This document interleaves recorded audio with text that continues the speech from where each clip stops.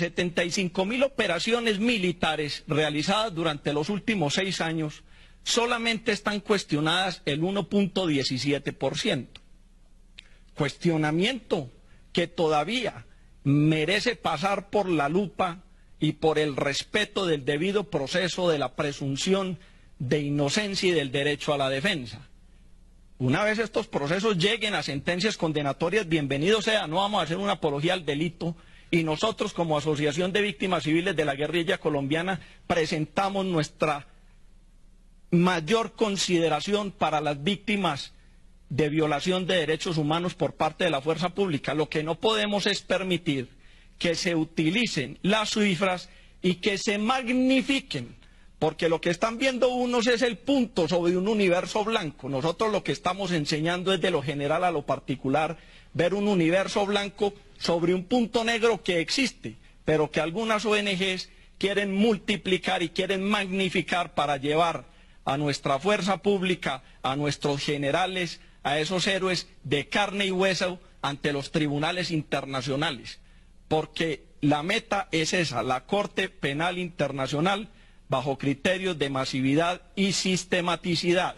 Además, observen esto, en este momento ostentamos 1.069 militares privados de la libertad, 16.000 procesados en 5.000 procesos. Esto no obedece a otra cosa diferente que a una estrategia sistemática y masiva de muchas ONGs que sirven a la combinación de todas las formas de lucha bajo un esquema de ataque internacional gestado por el Foro de Sao Paulo.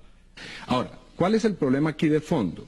El problema es que esto se ha focalizado en unos soldados, en unos policías, en unos agentes que tienen un rango menor con relación al problema que estamos, digamos, por descubrir, que es la responsabilidad de los altos mandos. Es increíble que el exministro Juan Manuel Santos esté haciendo una campaña electoral como candidato sin que él tenga ninguna responsabilidad política sobre un hecho tan grave como el que ha acontecido. Para irnos a una pausa, Jaime, ¿tiene algo que decir? Sí, qué tan simpático y casual que casi con 5 décadas de una guerra fratricida, ahora cuando se está ganando la confrontación, cuando se tiene al enemigo realmente menguado y replegado en países vecinos, sale el fenómeno de los falsos positivos. No estamos negando casos puntuales, pero jamás nos tendrán que probar con cifras concretas, que nos hablen de sentencias condenatorias ejecutoriales. ¿De dónde está la sistematicidad y dónde está la masividad? ¿Usted qué opina, Jaime, sobre lo que acaba de decir? ¿Las FARC tiene o no que ver con los falsos positivos? Obviamente, no solo las FARC, también el ELN. Les voy a citar casos puntuales y denunciemos. El señor Winston Gallego Pamplona, alias El Gordo, miembro de la corporación Suma Paz, ONG, dedicada a denunciar a nuestra fuerza pública y atacar al Estado, está ahora procesado por ser miembro activo de las FARC, del grupo conocido como PC3. De igual manera, miembros como el representante legal de la Corporación Jurídica Libertad, el señor Elkin Ramírez. Este señor también ha sido denunciado por pertenecer y ser militante del 47 de las FARC. Ahora, como no hay muerto malo ni quinceañera fea, realmente se quiere amenazar y se quiere hacer una encerrona jurídica a nuestra fuerza pública, sacrificando la verdad, manipulando la justicia para lograr una reparación, no como un principio en favor de las víctimas, sino como el negocio más lucrativo de la historia. Nos acompaña el abogado Fernando Antonio Vargas, defensor de los derechos humanos y derecho internacional humanitario. Gracias por estar con nosotros. Hablemos de las verdades y mentiras de los falsos positivos y de la situación de los soldados colombianos involucrados dentro de estos casos y que actualmente están sin defensa penal. Bueno, la verdad es que los falsos positivos son una gran campaña propagandística que la izquierda logró montarle al ejército colombiano en los últimos años. Los llamados falsos positivos son simplemente resultados operacionales que el ejército de Colombia ha logrado obtener en la lucha contra las estructuras milicianas a lo largo y ancho de Colombia. Mire, esto es muy sencillo. Si a esto le sumamos la guerra jurídica, le sumamos unos fiscales sesgados prosubversivos, o como dirían ellos, proinsurgentes, y le sumamos unos procuradores judiciales incapaces de cumplir con su función, y a eso se le suma unos abogados defensores no muy bien seleccionados que les da temor exigir las garantías judiciales en los procesos en defensa de los soldados colombianos, y se corona esta gestión con unos abogados de parte civil y unas familias interesadas en ganarse $400.000 por cada muerto que produce en combate el ejército colombiano. Y a esto le sumamos unas ONGs internacionales y una gran campaña internacional, pues nos da el resultado que tenemos hoy conocido como falsos positivos, que están acabando con la capacidad operativa y moral del ejército. Mire, esto en el fondo no es más que pura propaganda. Me consta textualmente que lo que ocurre es que hay unos fiscales totalmente soberbios en el ejercicio de su cargo, sesgados por subversivos, con una ideología totalmente comunista, que gozan condenando a inocentes soldados en Colombia. Llamar a juicio a un soldado es sumamente fácil. Mire, condenar a un soldado es lo más fácil que hay en Colombia. Es que un soldado no tiene dolientes. Entre otras cosas, yo creo que estos llamados falsos positivos en el fondo son falsos positivos judiciales, lo que sirve para que mucho operario de justicia, mucho empleado judicial, mejore el resultado estadístico de su labor, porque condenar a un puñado de soldados es más fácil que condenar un narcotraficante o un guerrillero en Colombia, porque seguramente el temor a la retaliación paraliza al operador de justicia en esos eventos. Retaliación que no existe en el caso de los soldados. Los soldados desafortunadamente son también increíblemente abandonados por el mando militar. Es sumamente triste ver unos soldados en una audiencia pública solos frente a una completa jauría de operarios judiciales, de abogados de parte civil interesados en ganarse unos dividendos muy grandes, y unas familias que hipócritamente lloran a sus muertos a sabiendas de que eran o participaban en actividades delincuenciales. Lo que a mí nadie me ha podido explicar, de acuerdo a mi propia experiencia como abogado defensor a lo largo y ancho de Colombia, es por qué el 95% de los dados de baja en las operaciones militares, y ahora llamados falsos positivos, porque estos personajes todos tienen antecedentes judiciales por secuestro, por porte ilegal de armas, por tráfico de drogas, por cantidad de delitos. O sea, aquí nos están haciendo pasar a verdaderos delincuentes por angelitos de la sociedad que no lo han sido, y estamos condenando a inocentes soldados y se están enriqueciendo gente que en realidad da vergüenza en este proceso. De manera que esa es la verdad de los falsos positivos, de los llamados falsos positivos.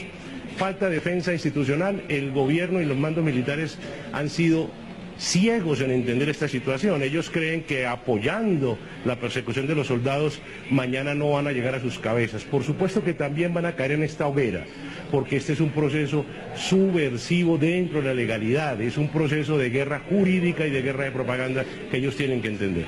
Jaime Restrepo, estábamos escuchando a este señor Fernando Vargas. ¿Usted qué opina sobre lo que él acaba de decir? ¿Los falsos positivos están acabando con la moral del ejército? Evidente. Como parte de esa guerra jurídica podemos advertir que durante los últimos 6 años han sido vilmente asesinados 4.011 miembros de nuestra fuerza pública. Allá sí no va el CTI, ni los organismos de policía judicial, hay que levantarlos como perros. Allá no hay inspecciones de cadáveres. En última instancia me gustaría cuestionar, espero que el señor Iván Cepeda no lo tome como algo personal y nos cuente a los ciudadanos del común, al ciudadano de a pie, ¿por qué existe un frente prolijo en atentados terroristas contra nuestra población que tiene el nombre de su señor padre Manuel Cepeda Vargas? Y que nos cuente, por ejemplo, esta fotografía donde aparece Manuel Cepeda Vargas en vida, reunido con Alfonso Cano, comandante en jefe hoy de las FARC. Muy importante para los colombianos conocer esto.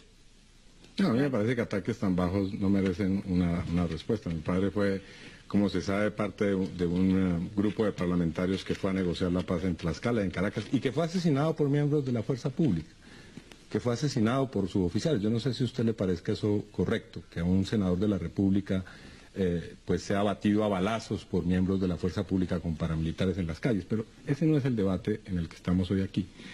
Aquí se han dicho una serie de cosas, muchas de esas provenientes de mentes fanatizadas, esas expresiones del abogado Vargas ahora. Nosotros creemos lo siguiente: los falsos positivos son crímenes de lesa humanidad, deben ser perseguidos desde la cabeza de este tipo de acciones, es decir, el exministro Santos, repito, el general Mario Montoya, el propio presidente Uribe tienen que responder por estos hechos. siguen en este momento cometiéndose y son amenazadas las víctimas. Yo creo que éramos muy pocos los que nos atrevíamos a cuestionar el fallo de la Corte Interamericana del 2005, en el que se halló responsable a la nación y se exigieron una serie de medidas como indemnizar las víctimas. Pero resulta que en octubre, y traigo la fotografía de la señora Mariela Contreras, le pido, doctor Luis Guillermo Pérez Casas, que le preste atención a mi presentación, que quiero que usted nos dé algunas explicaciones al respecto, si así lo tiene a bien. Pero aquí tenemos a la señora Mariela Contreras. Hasta hace menos de 6 meses era una damnificada de Mapiripán. Había perdido a su esposo y a sus 2 hijos en la masacre. Y resulta que en octubre esta señora sale ante la opinión pública nacional e internacional y dice que ella, asesorada por el colectivo José Alvear Restrepo, que aquí está presente, se declaró víctima de la masacre de Mapiripán, pero que eso es falso.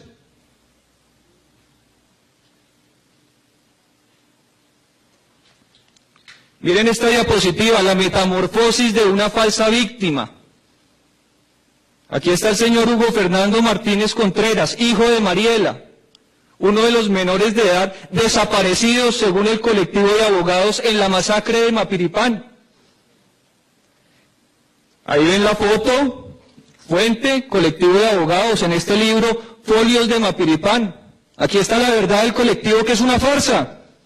Y se les está cayendo a pedacitos, pero se les está cayendo. Perdón. Este libro, que por cierto fue publicado con recursos de la Universidad Nacional, ¿es justo que los recursos de la universidad pública, que son sagrados, se utilicen para documentar estos montajes y estas farsas? Claro que no. Pero bueno, así lo presentó el colectivo de abogados en Costa Rica. Este era un menor de edad, 16 años tenía cuando lo mataron en la masacre de Mapiripán. En ese lapso de tiempo, entre el 15 y el 20 de julio, para los que no se ubican, de 1997, cuando los paramilitares que viajaron desde el Urabá antioqueño incursionaron en Mapiripán y asesinaron a un número indeterminado de personas. Eso no se discute. Lo que sí se discute es que una ONG se haya aprovechado del dolor de estas personas que sí son víctimas, porque vamos a ver que a Mariela Contreras, el esposo, sí se lo asesinaron, pero no los paramilitares, sino la guerrilla, 8 meses antes de las FARC. ¿Qué tiene para decir sobre eso, doctor Luis Guillermo Pérez Casas? Entonces aquí tenemos a Hugo Fernando, de 16 años, asesinado en la masacre de Mapiripán. Pero ¿dónde estaba Hugo Fernando todos estos años? Pues resulta que era miembro activo del Frente 39 de las FARC. Desde el año 95, cuando fue reclutado, 2 años antes de la masacre, hasta el año 2008, que se desmovilizó en Villavicencio. Pero según el colectivo de abogados, esta era una víctima. Y el Estado tenía que declararse culpable por la muerte de este señor e indemnizarlo con recursos millonarios, porque así lo exigen las víctimas con justa razón. Pero las verdaderas víctimas. Aquí ya tenemos la fotografía más reciente, de noviembre de este año, del mismo Hugo Fernando, que se presenta vivo, ya con los años que se le ven sobre el rostro, desmovilizado, y dice que está vivo y que, asesorado por el colectivo de abogados, se presentaron como víctimas ante el sistema interamericano, pero que ellos no son víctimas de la masacre de Mapiripán y que jamás debieron recibir los 3.000 millones de pesos que esta familia recibió como indemnización. Veamos lo que yo he denominado el carrusel de las víctimas. Aquí nos tienen acostumbrados al carrusel de las pensiones, al carrusel de la contratación, pues también hay carrusel de víctimas. Como decían, hasta las masacres en Colombia se las roban. Y ya sabemos quién.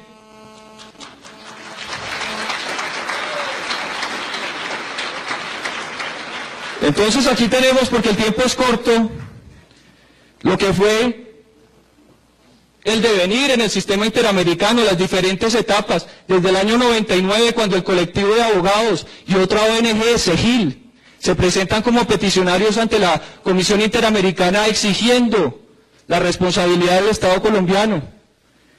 Y resulta que se presentan con 2 víctimas, víctimas verdaderas, personas que murieron, certificadas en Mapiripán. Pero ya para el año 2003, ya el grupo crece, porque ya habían reclutado a Mariela, y a otra señora Luz Mary, y a María Asneda Bustos. Entonces ya no son las 2 víctimas originales ciertas y certificadas, sino que ya tenemos 31 víctimas, los 2 núcleos familiares. Y ya en el 2004, no contentos con ello, fueron ampliando el grupo. Y ya no son 31, sino 35. Y como el Estado colombiano reconoció anticipadamente su responsabilidad en el 2005, estos señores dijeron, ahora sí hay que meter lo que podamos, porque aquí no nos van a rechazar nada. Y por eso llegamos a un número de 54 víctimas de la masacre de Mapiripán, directas e indirectas, porque obviamente ahí lo que está entre paréntesis son los familiares que cobija cada una de las víctimas fatales. Pero ¿qué es lo curioso de este caso? Cuando se desató el escándalo de las falsas víctimas en noviembre del año pasado, reiteradamente los señores del colectivo de abogados salían a defender su cifra de 49 víctimas y se fundamentan en el testimonio de Carlos Castaño Gil, porque él alguna vez dijo, fue el combate más grande que ha tenido las autodefensas en su historia. Nunca había más dado de baja 49 miembros de las FARC ni recuperado 47 fusiles. Va a haber muchos más mapiripanes. Reparación o desfalco. Así he titulado esta diapositiva. Ahí está la cifra, inmensa. Incluso me cuesta trabajo leerla. Más de 15.000 millones de pesos que la Corte Interamericana le exigió al Estado colombiano desembolsarle a las víctimas. Como decía, no directamente a las víctimas, porque sabemos que los intermediarios son los que reciben el dinero y finalmente, una vez cobran su porcentaje, lo trasladan a las víctimas. Que buena parte de estos 15.000 millones de pesos han ido a parar a las manos que son, sí. Pero que solamente en el caso de Mariela Contreras y de los hermanos Pinzón López, estamos hablando de unos 5.000 millones de pesos que no sabemos dónde fueron a parar. Deme 2 minuticos para terminar, que ya me faltan 2 diapositivas. Por eso, redondea rápidamente y... Muy bien. Porque si nos extendemos mucho no va a haber espacio para preguntas y eso. Ya voy a terminar, me queda esta diapositiva y no más. Este es el monumento que se construyó en honor a las víctimas de la masacre de Mapiripán. Me pregunto yo, ¿en honor a las falsas víctimas o a las verdaderas víctimas? Me topé con este monumento en diciembre del 2010 cuando fui a Mapiripán a ponerle la cara a la población, a decirle que el general Uzcategui no había incurrido en ningún delito, ni por acción ni por omisión frente a la masacre. Así el doctor Montealegre diga lo contrario en su sentencia de la Corte Constitucional. Que ahí no estoy de acuerdo con el doctor Perdomo, que decía que ahí no se hicieron consideraciones de tipo probatorio o individual. Claro que sí se hicieron, y fue una condena anticipada del general Uzcategui hasta el punto que el Tribunal Superior de Bogotá, a la hora de condenarlo, no hace sino citar esa famosa sentencia. El señor Sierra dice que en el año 2002 y en las elecciones del año 2004, los grupos paramilitares en su conjunto apoyaron la elección del entonces candidato a la presidencia y también después candidato a la reelección Álvaro Uribe Vélez, y concretamente que él y su grupo patrocinaron una subasta ganadera para financiar las elecciones del año 2002 y darle un apoyo económico al expresidente Uribe, y que en una ocasión estuvo presente el expresidente en esta región de Caldas, concretamente en el municipio de Río Sucio.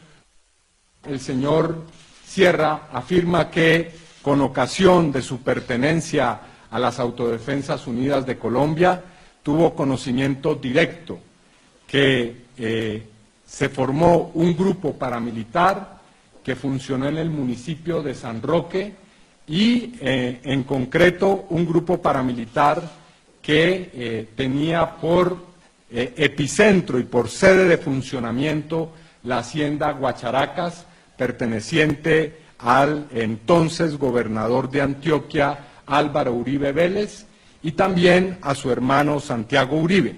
pero que no lo va a revelar por respeto a la reserva del sumario. Pues Moreno aquí revela el nombre de supuestamente el congresista que va a las cárceles a buscar testigos en contra de Ramos, que es el senador del Polo Democrático, Iván Cepeda.